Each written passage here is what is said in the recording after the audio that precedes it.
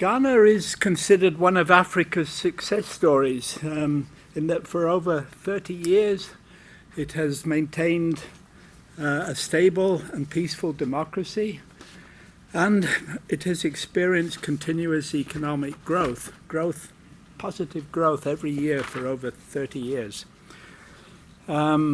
And it's considered one of the success stories of the structural adjustment programs. It was one of the first countries to go through one of the SAPs.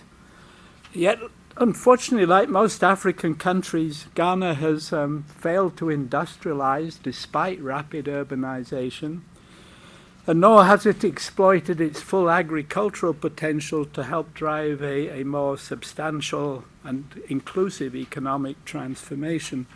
And this has led to a pattern of economic transformation that will be hard to sustain into the future, and which, unless changed, may hold Ghana back from moving from the lower middle income status where it is now to achieving an upper middle income status, which is the country's explicit goal.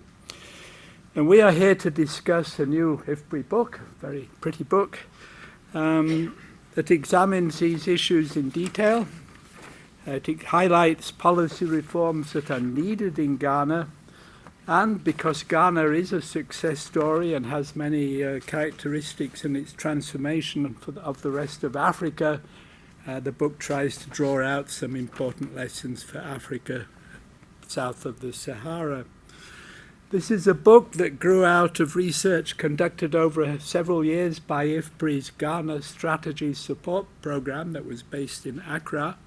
And it is an edited book with quite a number of contributors, all of whom would love to be here and talking about their work, but we're on a very tight time path, which means that we can only hear from 3 of the editors of the book. And I hope other contributors may be in the room, they may be online. I understand we may have quite a large live audience online, so hopefully they might come in during the discussion. Of our 3 editors, Shinshen Dao, who is a senior research fellow and deputy director of the Development Strategy and Governance Division here at IFPRI. She will talk about some of the economy-wide issues and the impact of rapid urbanization. Shashi Kolavali, who is an independent researcher like me, but was from the inception of the Ghana Strategy Support Program until the completion of this book, was the leader of that program based in Accra. And then Daniel Resnick, who is another senior research fellow at IFPRI and also leads the IFPRI's work on governance. She will give us a political science perspective as to why Ghana has developed the way it has, and she will discuss some of the important policy reforms needed from the future.